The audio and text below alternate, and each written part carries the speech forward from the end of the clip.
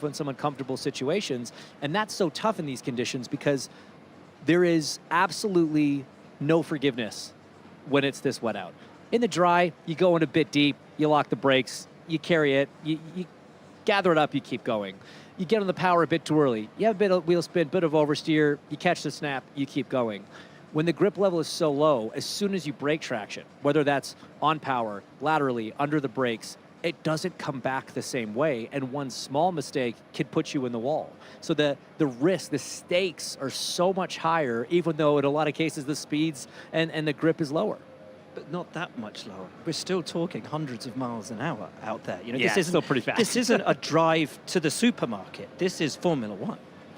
Exactly right, and that's why these are 20 of the best drivers on the planet, and this is why they're paid the big bucks, because it's not easy. And if it was, everyone would do it.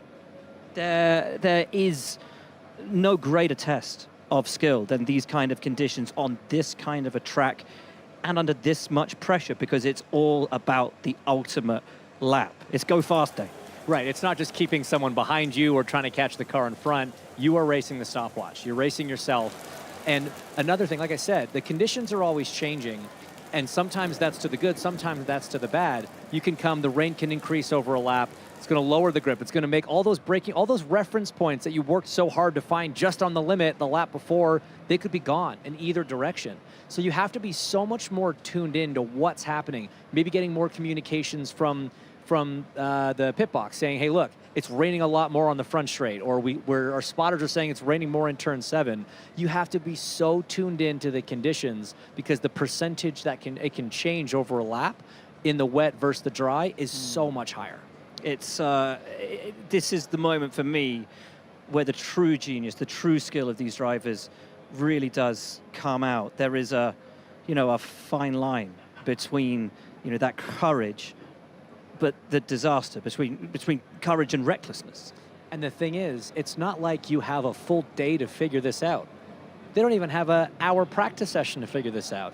They're going to be going out and have 15 minutes to figure out how to get the best lap time. And that's why they fill it full of fuel, throw them out there, and say, have at it, boys. Find the time. Have at it is right, Hinch. We're about to. Qualifying may be just around the corner. We're going to throw you to Alex Jakes to take you up for what we hope will be an enthralling qualifying session.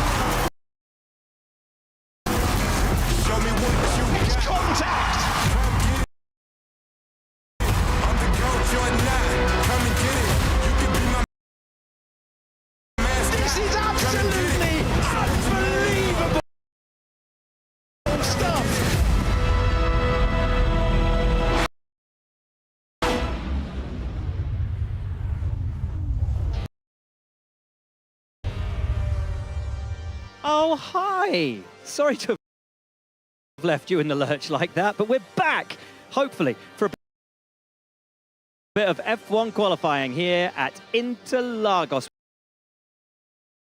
where the rain, thankfully, has started to ease off. And the FIA tell us we are due to get underway with Q1 at 4 p.m. local time, which is in 15 minutes. Welcome to your extra pre-qualifying show. We're back, baby. I'm really. We never left. We never left. I'm really sorry for ending that last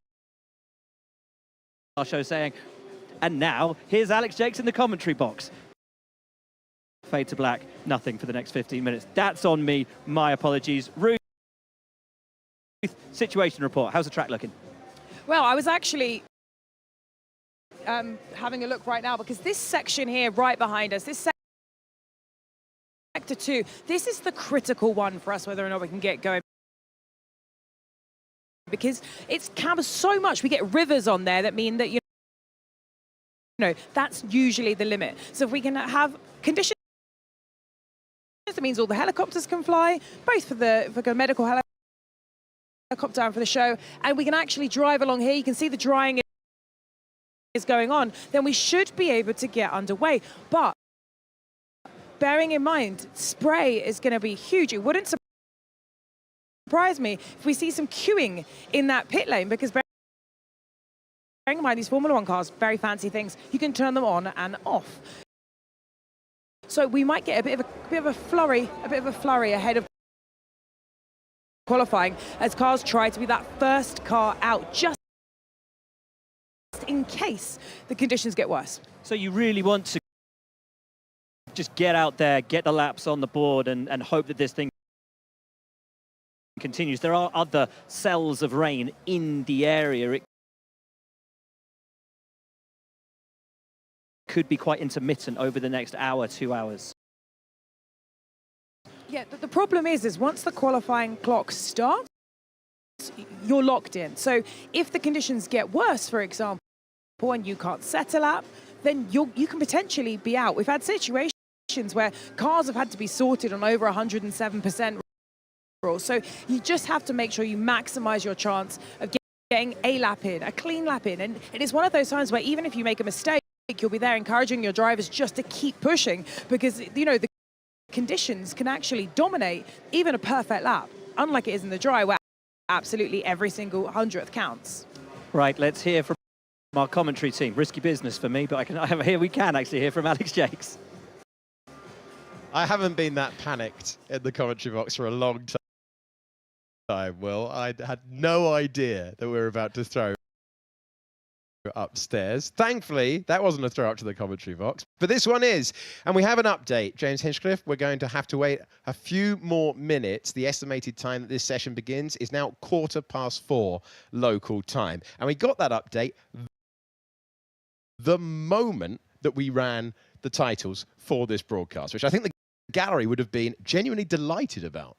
I think the timing's been great. I think it's great that the rain's let up. We're going to get cars on track. As I sprinted through the rain to get up here to join you, you could see it was starting to come down a little bit lighter. You could see the track surface looked wet, but manageable. And, you know, Ruth mentioned the spray. The spray's a big point of contention when cars are racing, and you have to be right up the gearbox of another car. In qualifying, you can probably get away with conditions slightly worse than you could in a race condition, because you can afford to make a bit of a gap.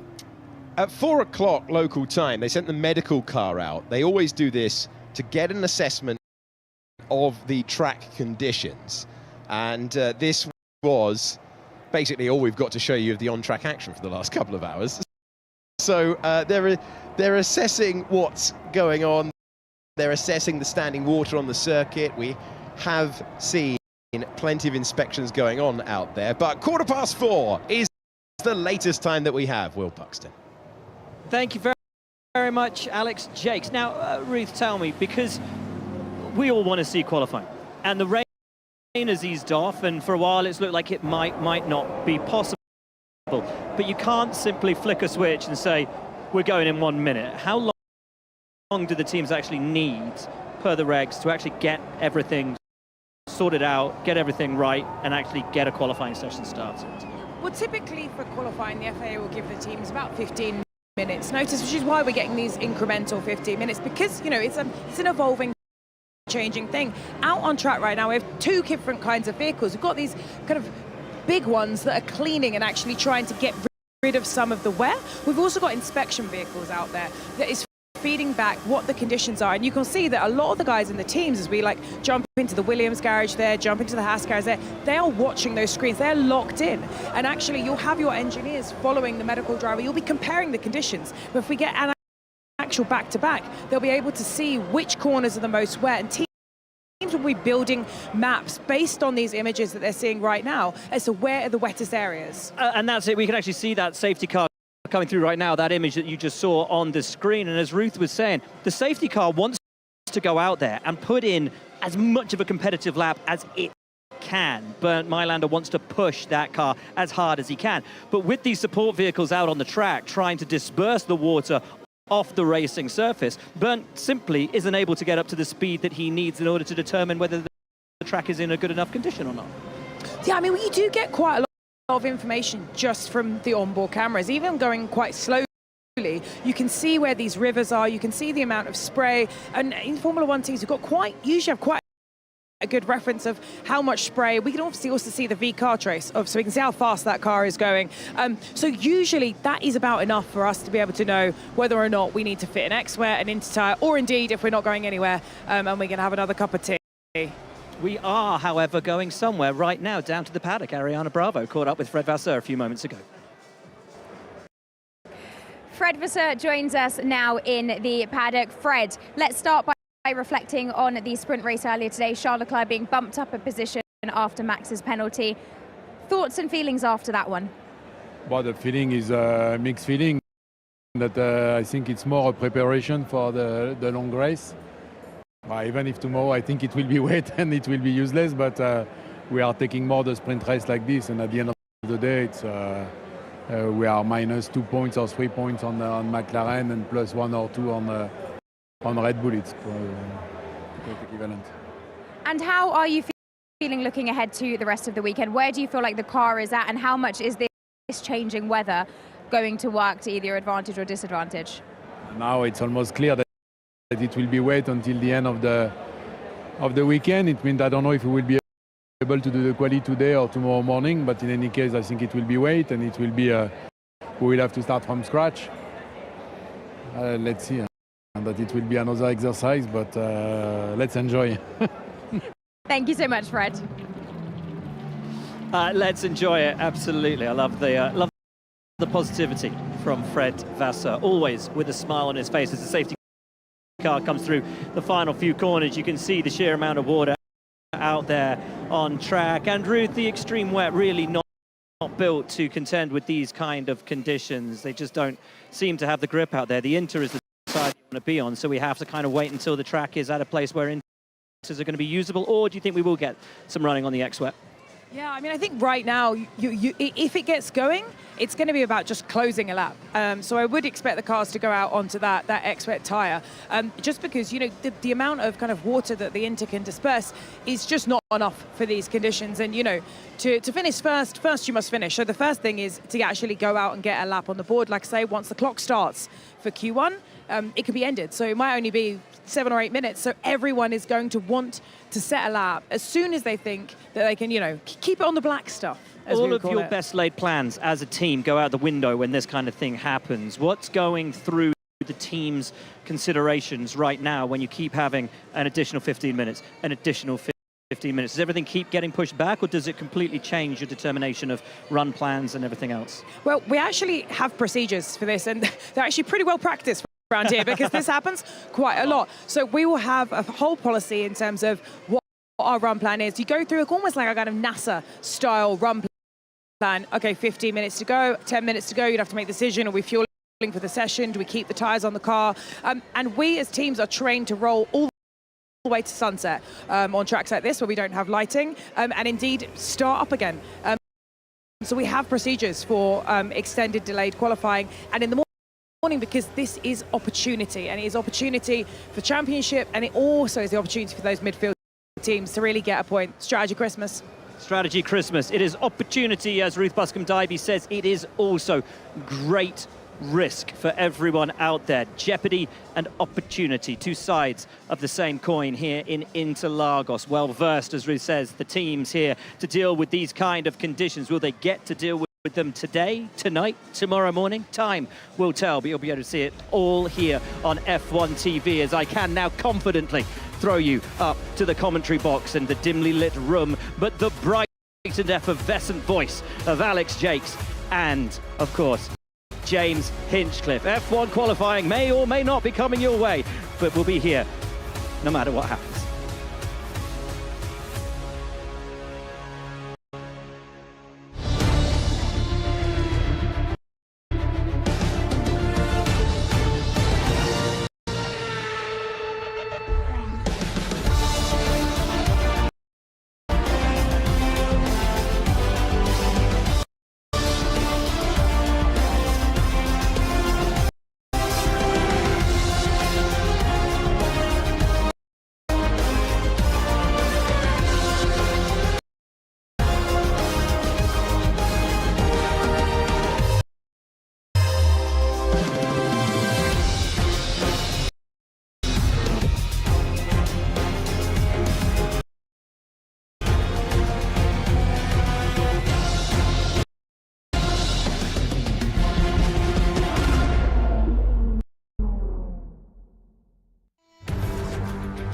We go again. Hello and welcome to Grand Prix qualifying in Brazil. We have reached a crucial stage of the season where every single session matters, and this one is set to be a test in the wet. We have moved from racing back to low fuel, high speed runs as we set the grid for round 21 of the Formula One World Championship in 2024. It would already be an exciting prospect, but the rain has arrived to completely change the nature of the running, if we can get any running under green flag conditions. This is the circuit. You know it well by now.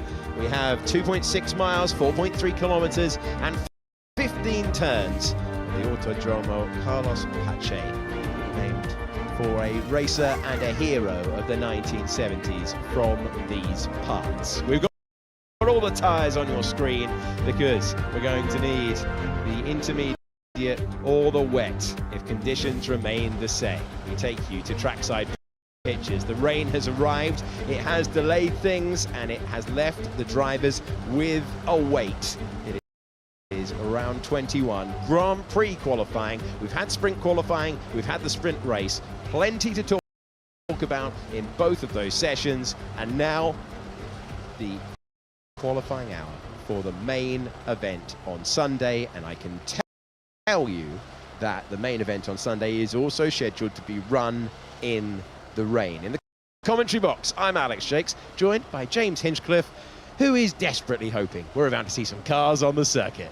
Well, I don't think I'm alone in that one. I think there's a lot of fans in the stands that have been sat there weathering the storm, no pun intended. I mean, they were so committed.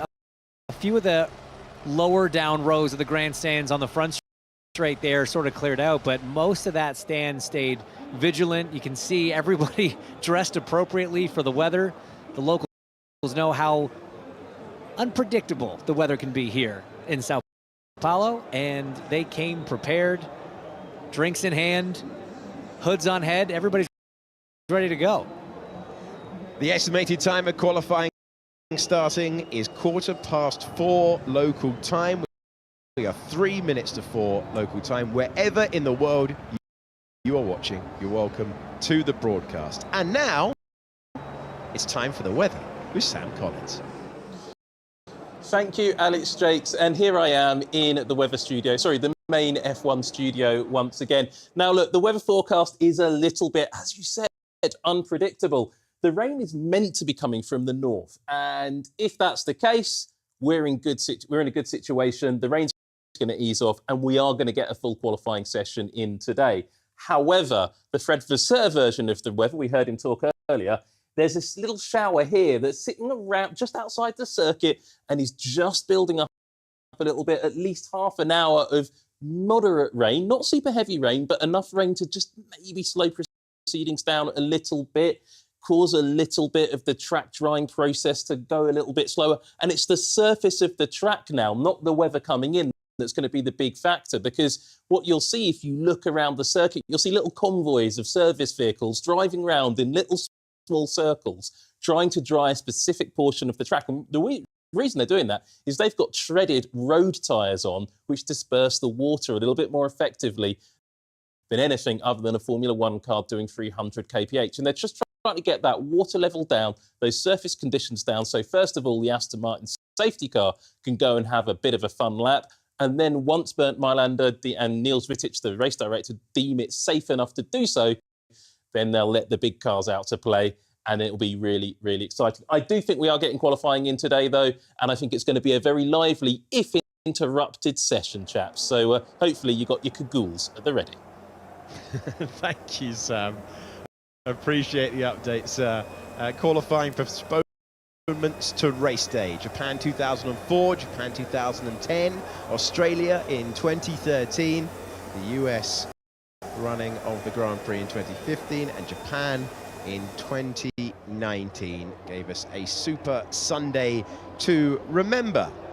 The update on our screen says the estimated time of qualifying starting has been pushed back 15 minutes. We are now expected to get underway in 30 minutes time. There will be plenty of devotees out there who will be saying, hey Alex, what about 2005 when the qualifying rules intended the qualifying hour to be run in two parts across Saturday and Sunday? Final part on the Sunday morning. They kept that format for all of 6 races before they got rid of it. So not the most popular that they've had. An update for you at the top of the screen. The estimated qualifying start time is 4:30 local time. And Hinch, you noticed that Ollie Behrman wasn't even in his race suit, so this will not be a surprise to the teams. No, I feel like they knew something before we did, as we see Fernando Alonso in the background, Felipe Drugovich there talking to the crew. It is tough as a driver. You can still see actually the rain. It kind of picked back up. You can see how heavy it's falling right now as we watch the pictures of the Aston Martin safety car going around. It did look still fairly wet. Fred Vasseur, he is skeptical at best. He is the one that thinks this might be adding to your list there, Alex, and playing out tomorrow morning. But it is a difficult situation as a team, as a driver. You are mentally prepared to get into the race car, to go qualify at a certain time. And the hardest part is you see that standing water there. That's the real concern. Off into the grass, quite a bit of puddling, but then you see it seeps out onto the racetrack right at the bottom of that dip there. Bit of a valley, and that's the standing water that really creates one of the 2 big issues in the wet, other of course being spray, but standing water creates aquaplaning, can throw race cars completely uncontrolled off the circuit and into gravel, into grass, into walls, whatever's around. But yeah, getting over that mental struggle of being amped, being prepped to do something at a certain time, and then these delays, and it's the inconsistency in the delay. It's not, hey, we're going to start at 4. It's, we're going to start at 4. Nah, no, it's 4:15. Nah, just kidding. Joke's low. 4:30. You know, so that's one of the toughest parts, is when the target keeps moving. Yeah, understandably so. Understandably so. I can tell you, out of our commentary box window, we can see so many Franco Colapinto fans waving the Argentine flag, waving Argentine football shirts, and they are creating a terrific noise, like we're watching the final minutes of a football match rather than a delayed session, which is what we've got at the moment. You are looking down the hill to the center. This is the current situation. That's a technical laugh that Hinch has just brought us. That tells us that he's slightly skeptical that we won't have more delays. This is an incredibly evocative place to come motor racing. These corners are amazing for overtaking. Just sometimes the heavens open and we get delayed sessions, which is what we've got at the moment. We've seen so many incredible Brazilian Grand Prix through the years, in the wet, in the dry. The race now known as the Sao Paulo Grand Prix. We've had World Championships settled in the wet. We've had World Championships settled in the dry. Lewis Hamilton won his first title here. Fernando Alonso won both of his titles here. Jenson Button memorably closing out the championship in 2009. We've had some extraordinary drives, including Sebastian Vettel, 2012, came back through the field having been spun at turn 4. And we are in the middle of an extraordinary World Championship against all expectations. I think if you'd done a poll of everyone, every team, all the print journalists, all the broadcast media, would we still have an active championship battle by round 21? If you'd done it after Bahrain testing, I would have been staggered if anyone thought that we'd have the season that we've had. Let's take you from Ollie Behrman, who's hugging the tyre blankets to stay warm, to Will Buxton and Ruth Buscombe-Davey. That is an OG move from Ollie Behrman. He might be a rookie, but he's had all the tips. The warmest place to be on a Grand Prix weekend is hugging a set of tyres. The wettest place to be right now is in the pit lane. I won't venture out there, Sandra from Sky Germany has, because they want a nice close-up of the fact that Bernd Mailand has just got back into the safety car. Ruth, I've got to say, I saw Bernd walking out to the car. He didn't look overly optimistic as to our chances of getting this thing heading underway. Again, another rain cell due at past when this session is actually due to start. Yeah, exactly. But it's just a case of just methodically checking. If we can get a window, we can get started. You know, if it's good to go, you know, sooner, if that rain cell moves to the side, you know, we need to be ready. We need to have the information to absolutely maximize our chances of being able to get running. And you'll see that looking at the pit walls, everyone is locked in. You know, this is not a session where people are taking away. They are talking through the scenarios. They're still in a competition right now. You know, they cannot afford, you know, to go for a cup of tea, because they're locked in, ready to see what that safety car driver is going to see. They get the onboards, remember, so they'll actually see the track themselves and be comparing that data to where it was before. And of course, always during this time, they're in constant contact with race control. So not only are they getting the images, but they're also able to talk to race control. And we get a summary of those messages on page 3, but they'll get more information and on the evolving situation. Of course, important to note the difference between the race stewards and race control, because they're very different officers. They make very different decisions during a race or a qualifying session. We think back to the sprint this morning, the calling of a VSC, for example, down to race direction itself, down to the race director, the issuing of penalties, down to race stewards as Bernd Mailander has his helmet on and leaves the pit lane to head out on track. So we should get some indication now, if those track vehicles have actually moved off the circuit and Bernd can put his foot down, of just what those conditions are like out there. Ruth, how much communication is there still these days between the pit wall and race control itself? Because of course we remember during 2021 all of the controversies about being able to talk to Michael Massey, as it was, who was race director back then. And we were told that was going to get limited. So how much can you talk to race direction, or is it very much them just informing you of what's happening? Well, it's kind of like, you know, liking someone that doesn't like you back. You can always call them. You can double text. Whether or not they reply to you is a completely different story. So is race control just ghosts the team these days? Sometimes it goes with me. No, so basically there's two different kinds of communication. There's race control messages to all. So you'll hear race control message to all teams, and then it'll be something, you know, in these conditions it'll be like safety car is going out in 15, because they want the teams to see it as well, and they'll give an update and they'll say, right, coming up on page 3. Now, the teams can call race control. So they've got a private channel, so teams can't hear teams, and they can say, we think this or we think Y, which were the kind of communications that were broadcasted in 2021. But the two are very different. And like I say, at the beginning of the race, if you go in and you go, you need to have a look at my driver, and they go, wait a minute, I'm dealing with someone else, or they just go you entirely. So yeah, it's a whole thing, and that's primarily the job of the sporting director, which is also why you'll notice that for the majority of these pit walls, the sporting director is on the end seat, so they can get the most view of the track for exactly these kind of conditions. Fascinating stuff, Ruth. Thank you so much. We do have a car out on track. Might be one of the few laps we get in this afternoon, so I'll throw you through to your commentary team. Thank you very much, Will. Round the service truck we go, climbing the hill through Fedadura. And we better commentate on this, Hinch, because it might be the last lap we get for a while.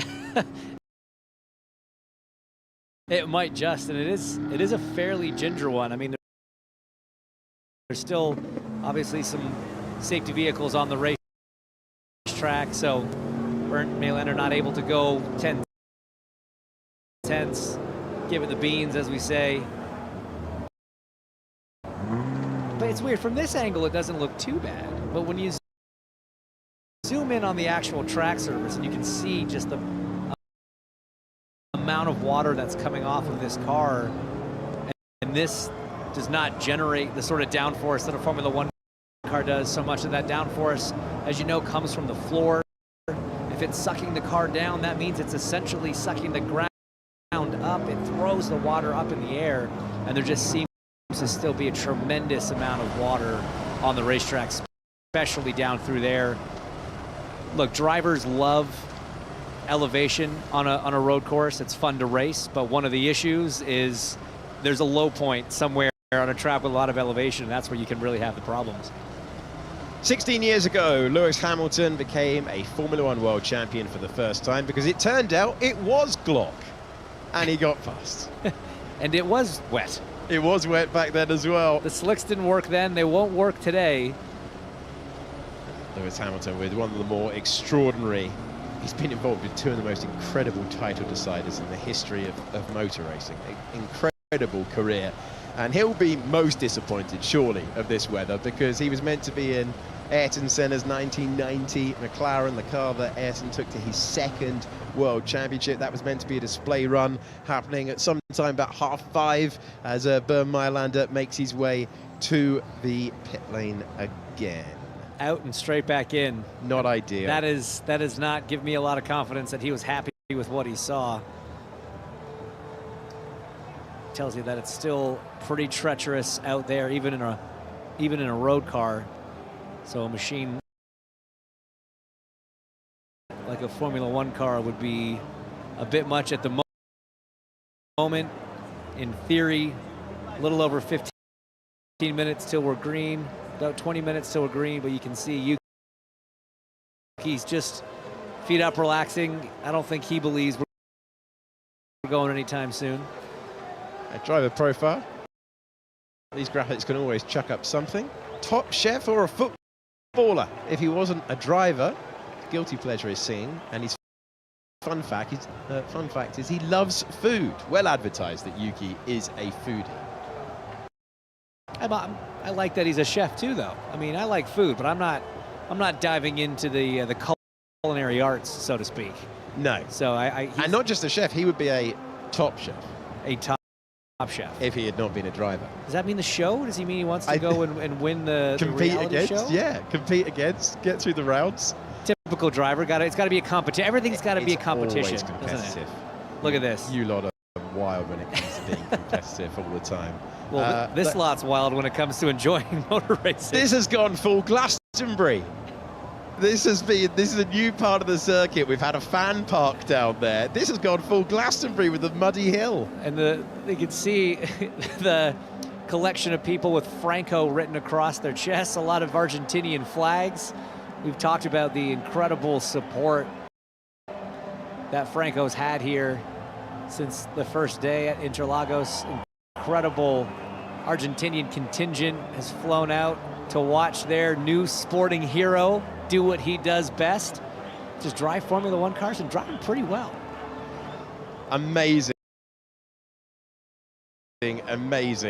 scenes there. I was asked by a producer to explain what Glastonbury is, because of course we go out to 86 countries around the world, and you might not all know. Great to have company wherever you are watching us from. It's a massive music festival held in Great Britain, which means that often it is incredibly muddy because it rains, even though it's held in the height of summer. I forgot my wellies when I went to Glastonbury in 2010, and thankfully it was dry all weekend. So I got away with that one. We are hoping we're going to be able to bring you a dry-ish, slightly less wet, maybe, qualifying session. The crowd are in great voice. They're on their feet. It really is a football stadium atmosphere around this circuit, inspired by Franco Colapinto. The Brazilian fans hoping that Gabriel Bortoleto will join the grid. And we've talked about Argentina, we've talked about Brazil, and now we've got a Mexican wave. It's all going off in the grandstands as everyone keeps the spirits up. I'm loving it. Any Argentinian shirt will do. It's not even a national shirt. It's Boca Juniors that they're waving in the grandstand there. This is that's the pit side of things. Everyone checking their phone, looking for updates. I can tell you the latest update we've got is the estimated start time of qualifying is 4:30. We are at 13 minutes past the hour at the moment, as we're going to try and tick through all of the support that is existing around. And this is incredible stuff from the crowd, keeping spirits up and chanting. And this is the view from the helicopter surrounding this venue, Hinch, which we were talking about this earlier, the production office. They built the circuit here because they weren't able to build housing.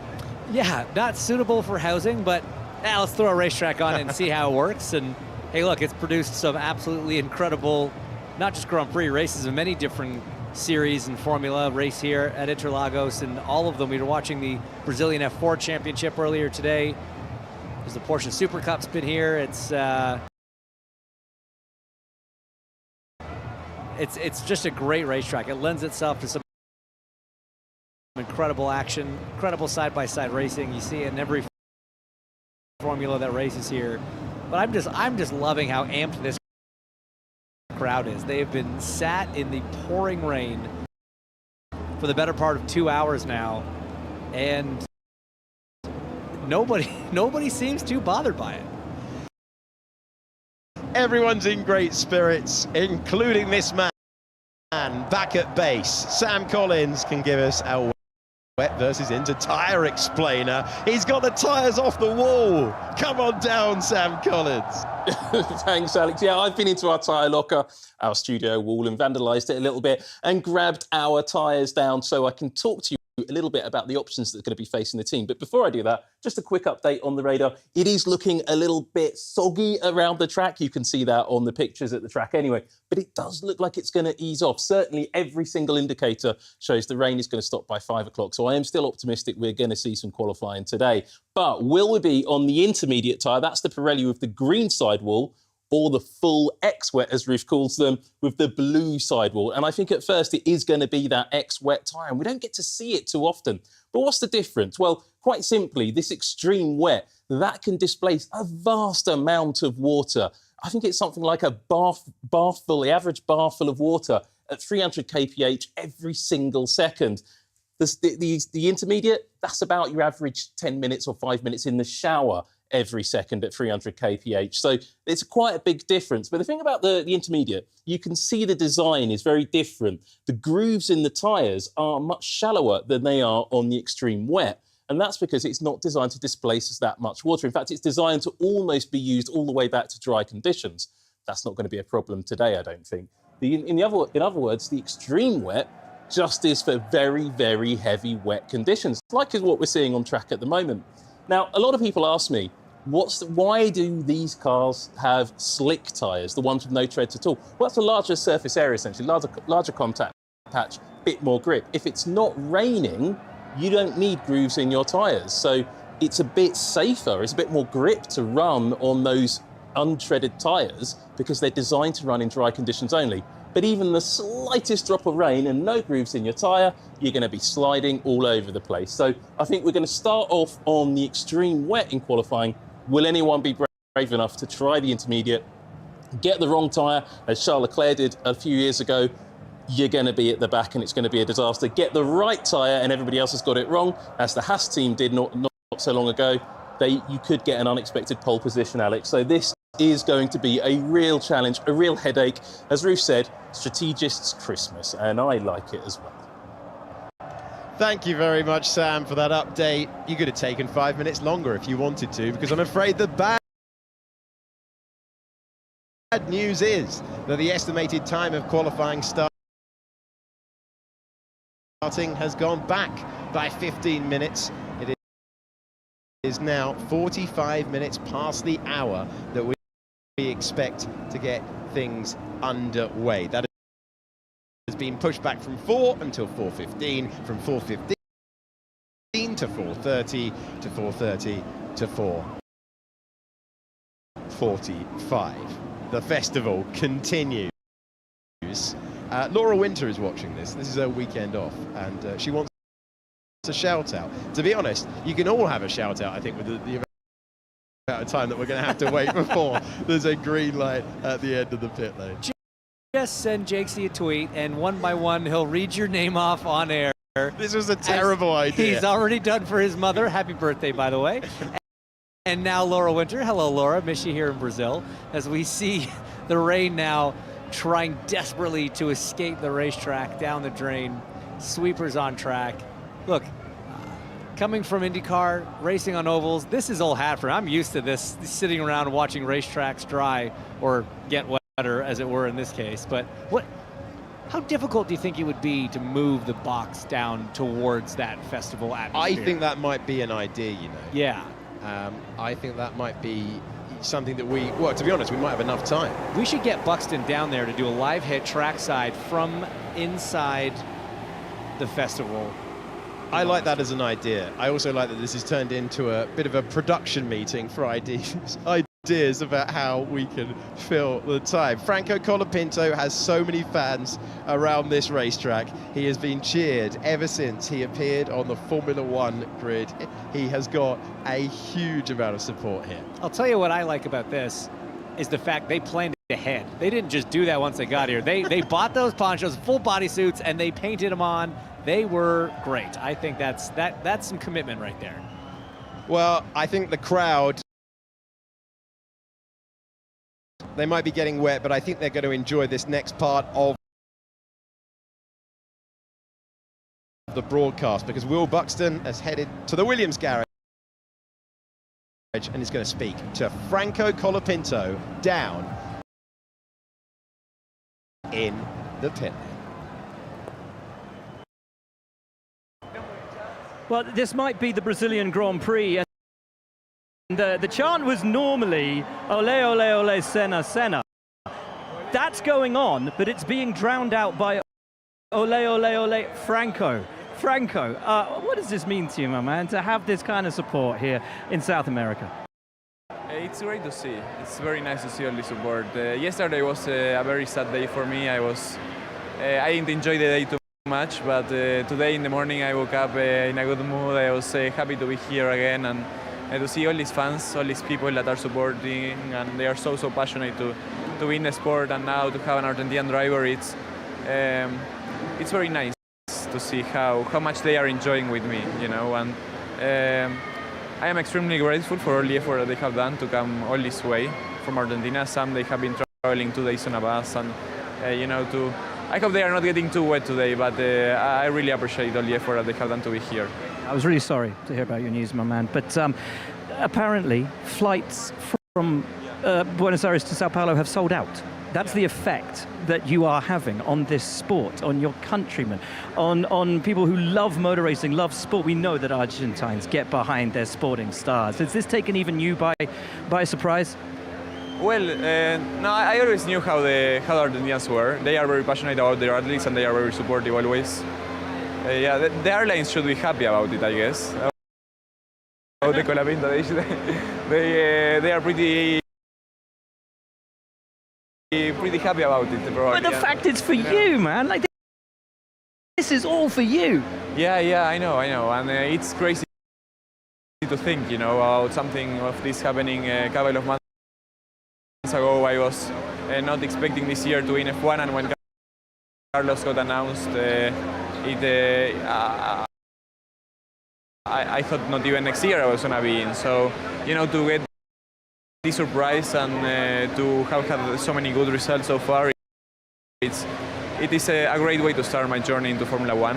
And yeah, very excited for the future, for what's ahead, and now to get my first outing on the wet soon. So, look, new experiences every weekend, new challenges, race after race, and yeah, just getting all that experience under my belt, it's gonna be great for the future. You're impressing everyone in the sport. You've ignited a fire that few of us have seen in a fan base in Formula One. Long may it continue, my man. Good luck in qualifying. Have a great rest of the weekend.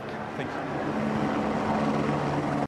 Will Buxton speaking to Franco Colapinto, and there was an enormous cheer when he appeared on the big screens. What a turnaround he has had in his motor racing career. Unexpectedly promoted to the race seat. He was 12th on debut in Monza, then points with his teammate Alex Albon in Azerbaijan. He has never finished lower than 12th position in a Grand Prix.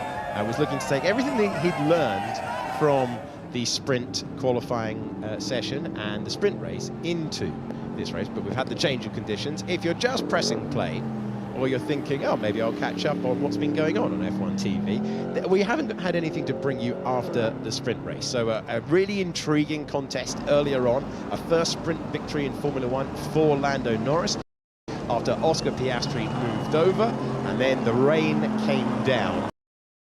Significantly, it has eased off, but not by enough to allow us to go out and set attacking laps to form the grid for the Sao Paulo Grand Prix. And you are looking at the safety car doing reconnaissance laps, trying to assess where that magical moment is, and we get the message that we can go out and start Q1, but for the moment that is not the case, and it doesn't look to have got any better. So there is Valtteri Bottas waving to the crowd, getting something for his phone, and this is what it looks like in the grandstand. It's so cool. You know, normally at this stage, drivers are locked into their cars. They're focused on going out and qualifying.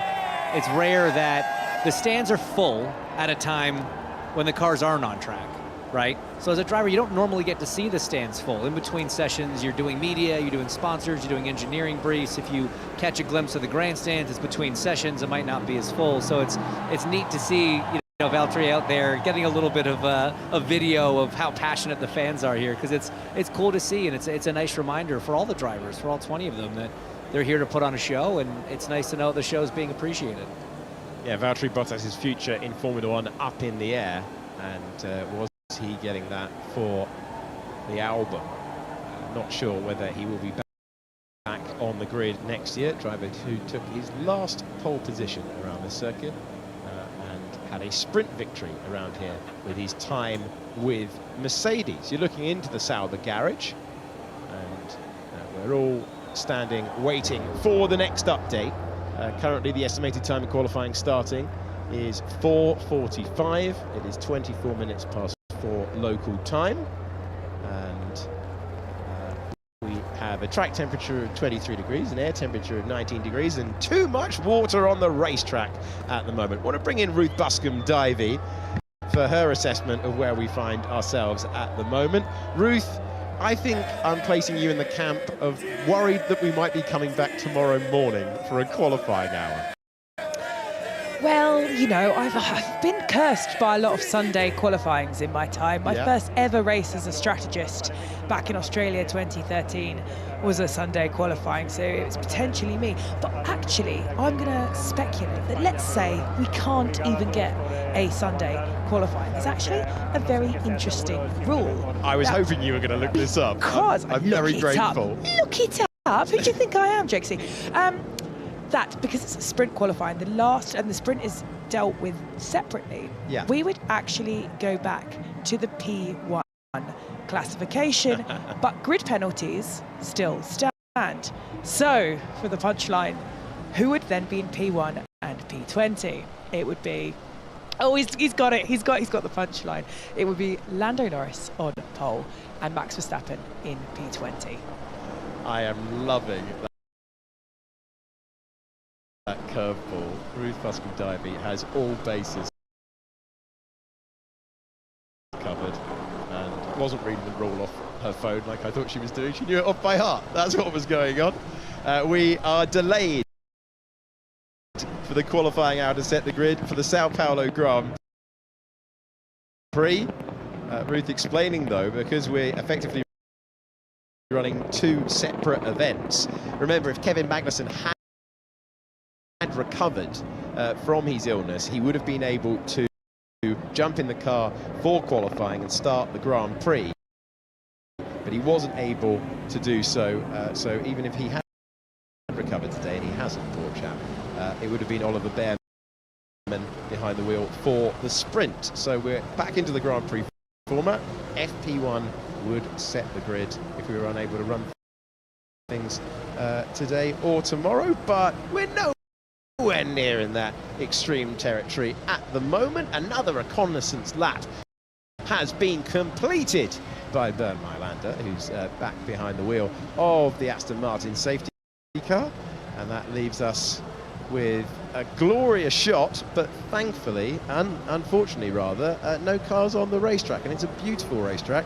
It's a great configuration, and we still find ourselves delayed. We're going to leave you for the moment with these pictures of the current track conditions and send it back to the United Kingdom, where Sam Collins is standing by. Ruth Buscombe-Davy said the weather in Brazil is all about looking straight up at the sky and looking at the clouds. Well, aren't there an awful lot of them? And there is water falling out of those clouds, and there will be for at least another 15 to 20 minutes. However, it's going to be significantly less water falling out of those clouds, and that's what everybody's hoping for, that the rain is going to ease off enough, that the track's going to get dried out enough by those service vehicles running around it to get the surface working pretty quickly, because the challenge we're now facing is a significant cut-off point. We need to look to the skies, as Ruth said, but a little bit further than the clouds. We need to look at the celestial bodies, the sun. It's going to set and dip below the horizon at 18:20. That's the time of sunset in Sao Paulo, and it'll start to get a bit dark before that.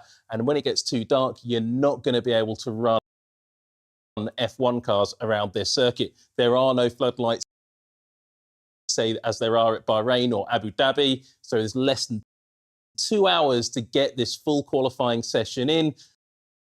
We aren't running up against it. Hopefully this rain stops quite soon so we can get a qualifying session in. It is possible that you may get Q1 and Q2 in, or we revert back to those P1 times that Ruth said, and I think that would make for quite an exciting grid. Though in these conditions, I suspect there's a few drivers up and down that pit lane who fancy their chances. The Aston Martins have not been great this weekend, for example. Fernando Alonso and Lance Stroll, they're no strangers to good performances in wet conditions. With the changes they've made to their cars since sprint qualifying and the sprint, well, they could be in a slightly better condition. The Mercedes as well, unpredictable car. Lewis Hamilton and George Russell, they could be looking nice in these situations. Guys, what do you reckon we're going to see playing out here? Because it is a race against that sunlight. A race against the sunlight, narrated by Sam Collins. Coming soon to F1 TV.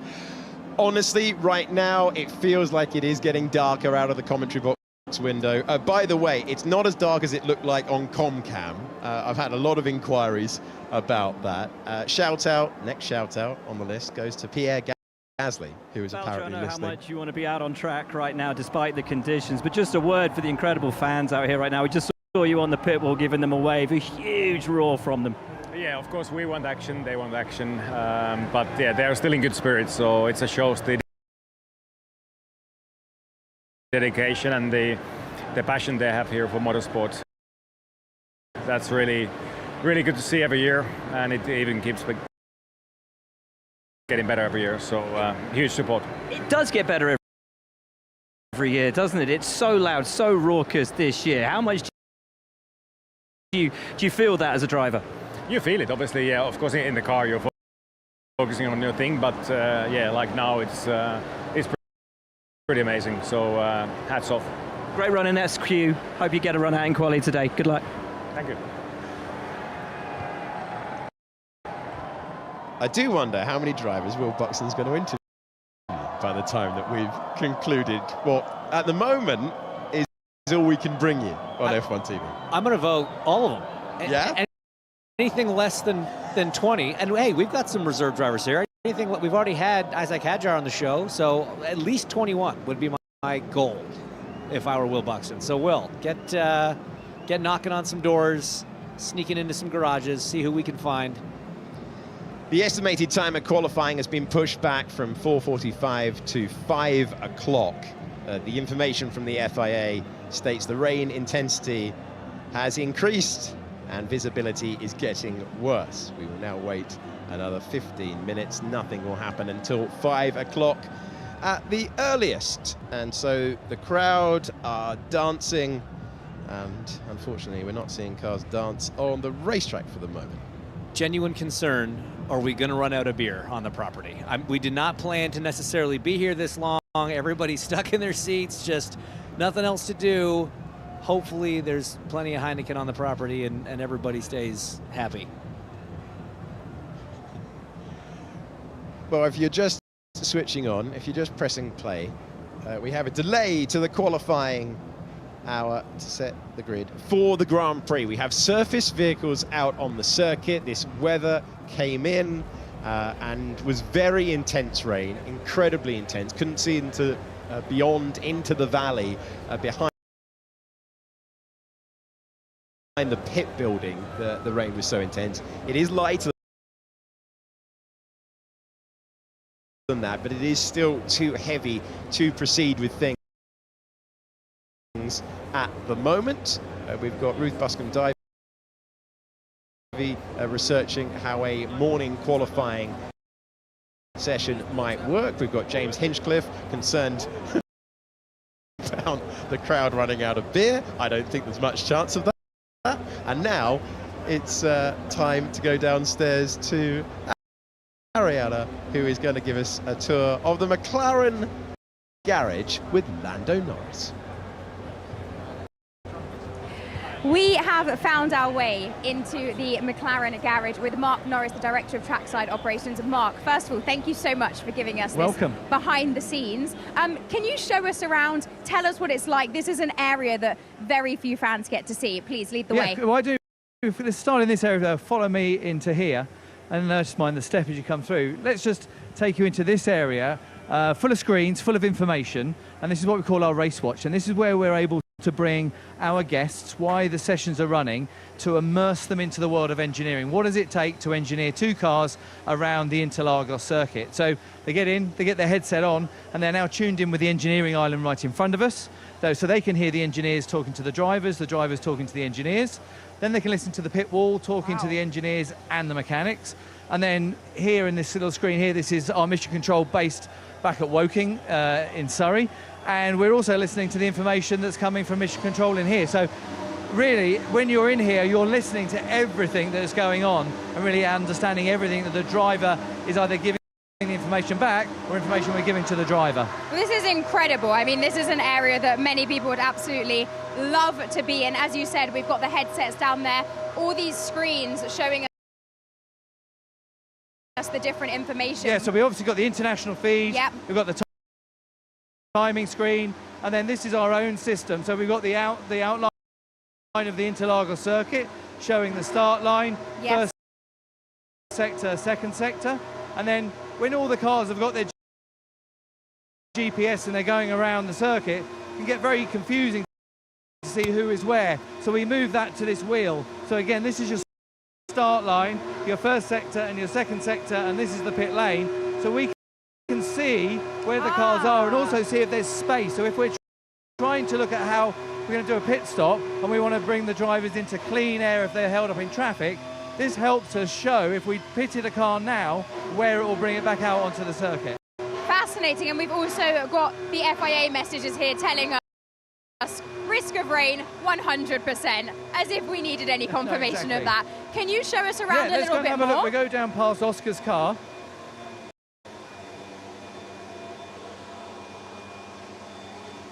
So obviously all the tyres are here, full wet's now no longer in tyre blankets, but you still have the intermediates in blankets along with all of the tyres. They're all here for all the occasions that we may well need to deploy those tyres.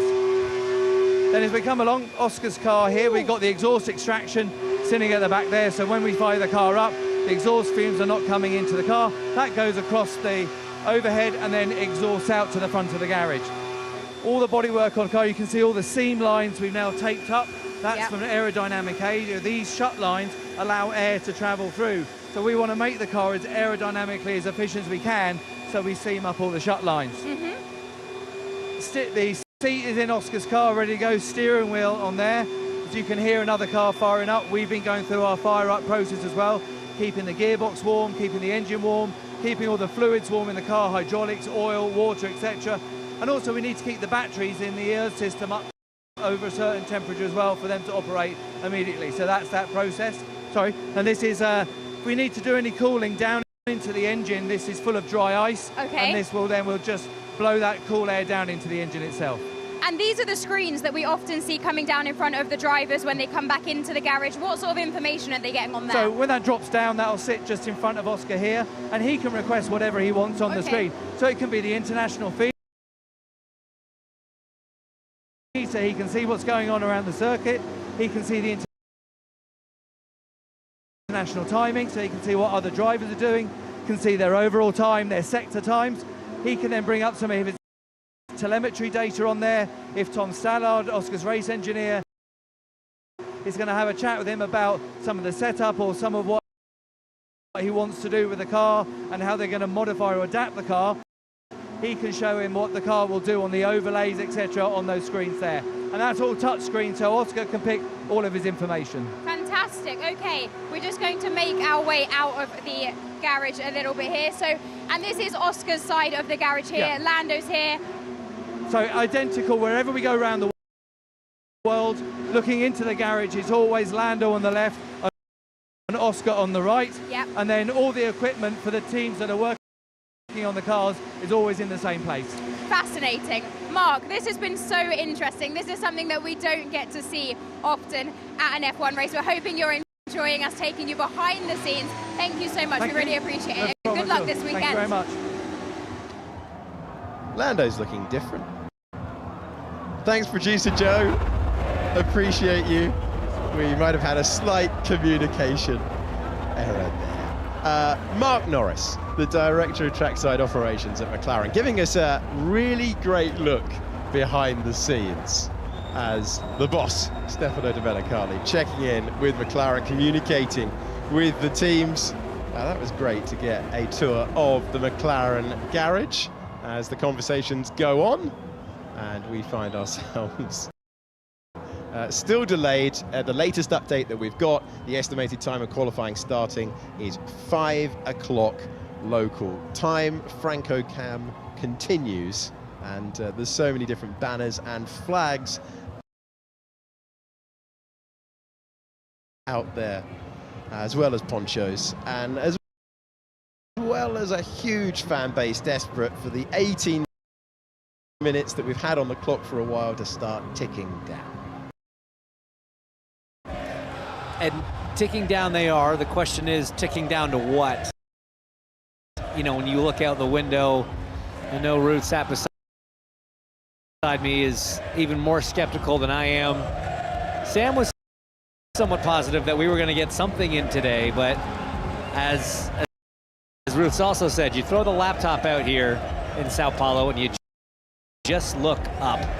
And if you look up, you're gonna get rain in the face, because it is still coming down pretty significantly. And this new surface, you know, it's sitting on top. It's not absorbing, nor should it, but it's treacherous conditions out there, to be sure, if they were to try to run right now. Beautiful mural of the home country hero, Ayrton Senna. I think they did that last year. They unveiled that. It was it's a wonderful tribute on the end of the pit buildings there, and they're still chanting his name 30 years after his passing. Sporting icons really don't get more meaningful to the people of Brazil and Ayrton Senna. To everyone who's requested a shout out, this is on us. We did say we'd read all your names out. Have slightly forgotten the size of the audience. So, can I give you a collective shout out and say I appreciate you sticking with us? Oh, a bit of clipboard action in the car there. We're going to get another reconnaissance lap to assess the conditions. Can do a full Grand Prix distance by the end of the day, the safety car will. Yeah, and I was almost, as you were talking, I was saying, you have to stop talking because the safety car gone out, because that's exactly what happens on the pit wall. So the second that the safety car comes out, everybody stops their kind of talk about what you're having for a cup of tea, and everyone is locked onto that safety car. They will have comparisons, they'll cut the video, they'll be able to see if the track is getting better or worse compared to the last time that it went out.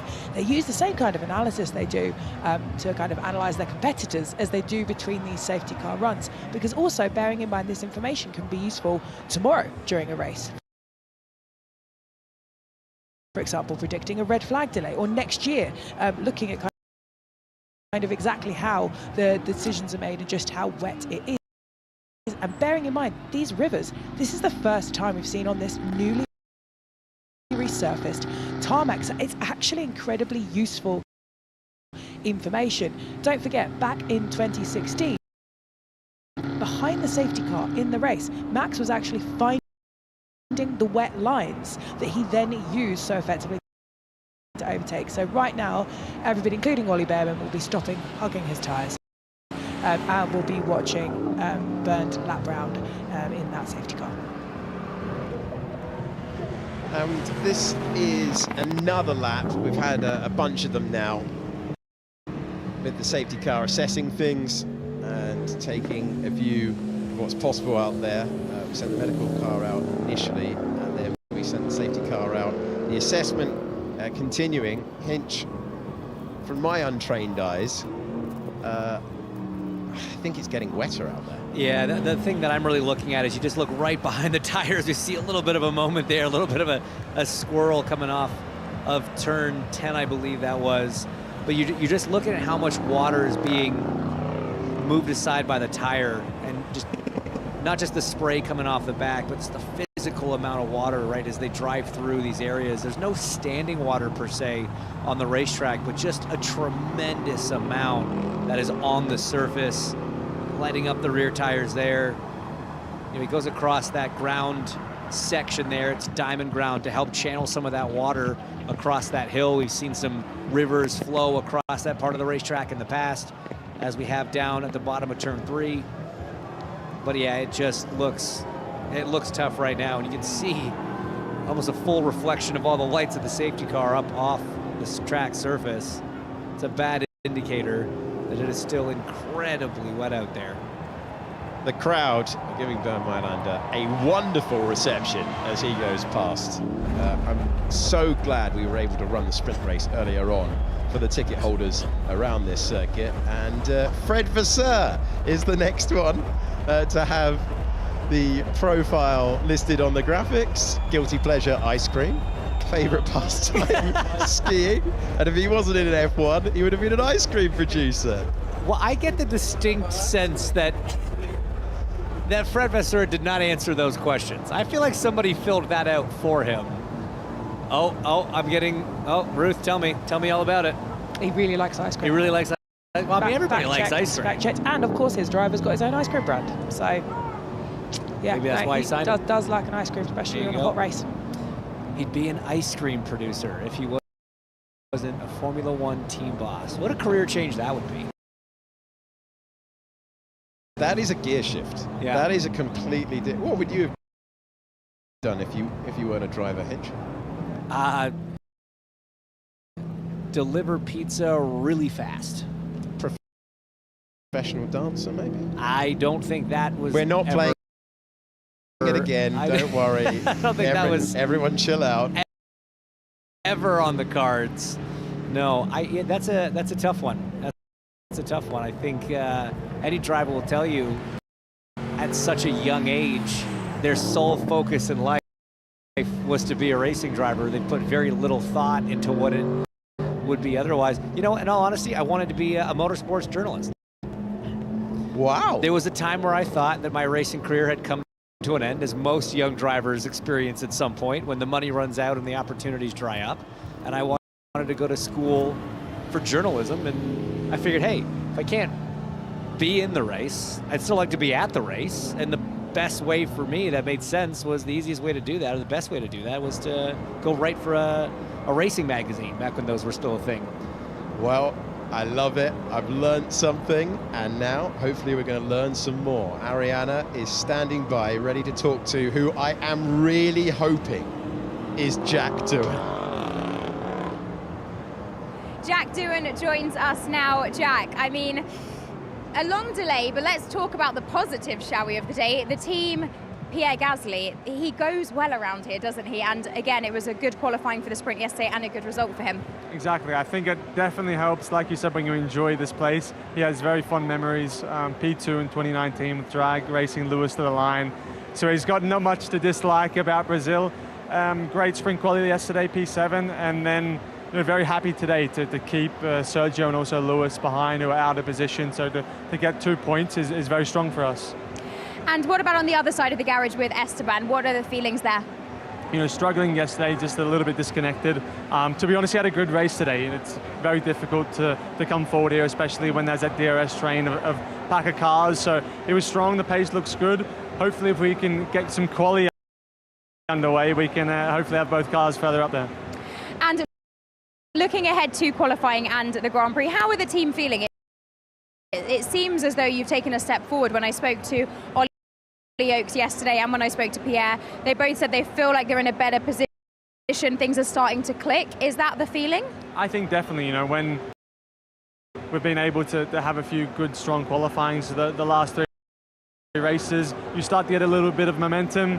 The engineers, drivers, everyone's getting a little bit more comfortable with those upgrades, and you just end up fine-tuning the package, and the driver's just gaining that little bit more confidence to find that small bits of time everywhere that end up adding up to be a big chunk. So, we have a bit of a break after this race, which takes you out of that rhythm that you could say that helps, but then we go straight back into another triple header.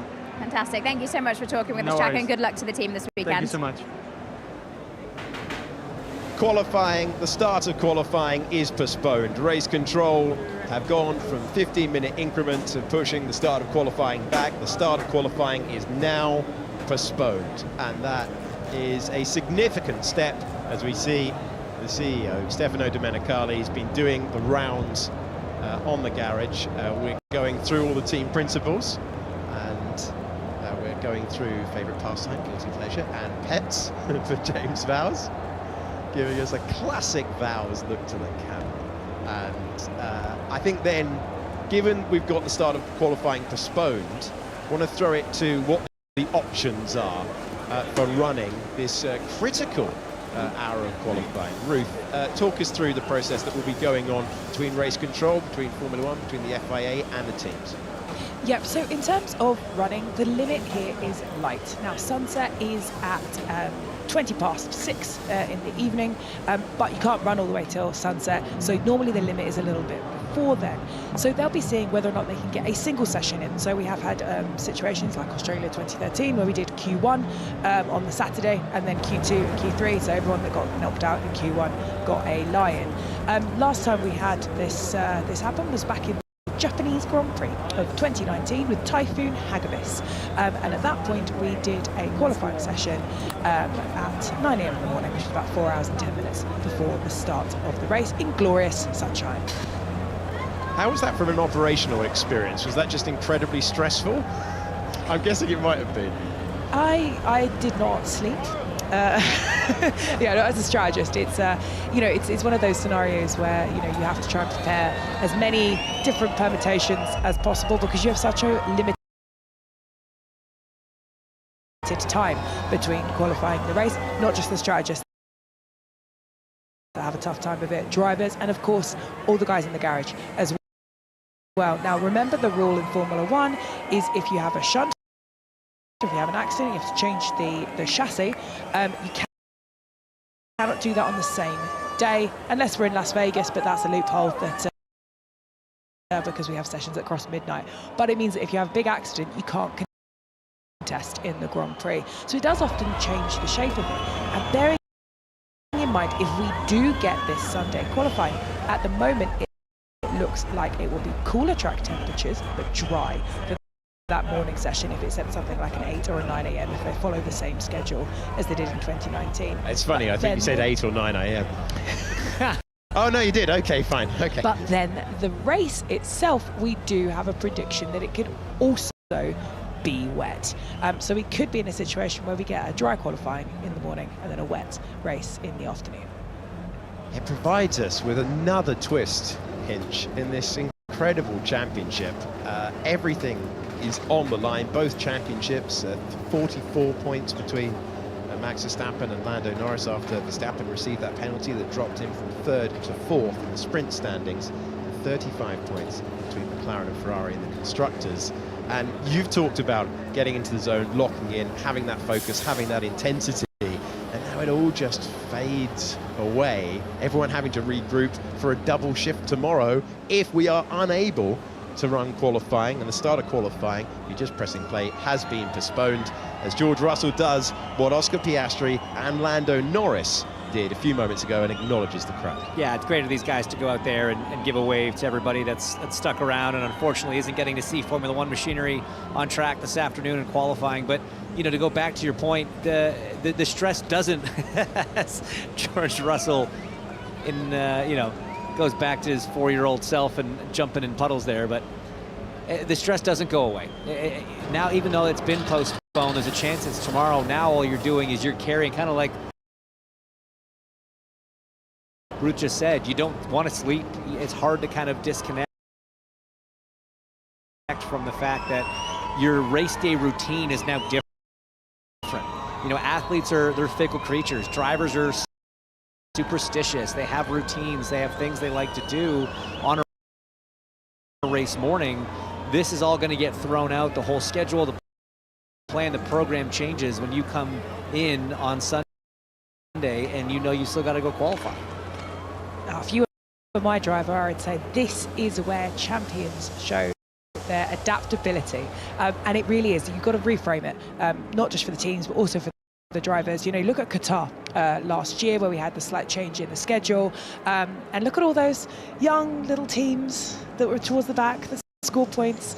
But yeah, you know, it's about that. Anyone in particular that you want to point out? I think Alfa Romeo got double points, which would be fantastic for them if that Sauber Hinwil team were able to get points tomorrow. Okay, we have had a postponement to the start of qualifying. The incremental updates that went from 4 to 4:15 to 4:30 to 4:45 to 5 o'clock, and then at 4:45 the news that the start of qualifying is postponed. The qualifying postponements to race day, I'll read you the list again: Japan 2004, Japan 2010, Australia 2013 that Ruth was talking about, USA in 15, and US and Japan in 2019. Let's go downstairs to Will Buxton and Stefano Domenicali. Stefano Domenicali, obviously not what we wanted at the end of today, but an incredible reaction from the fans here cheering for the drivers and such great support. What is the plan now? Well, first of all, let me once again reiterate the fact that these fans are incredible. And we cannot control the weather, as you know, and it's a pity, but the conditions are not safe to drive. As simple as that.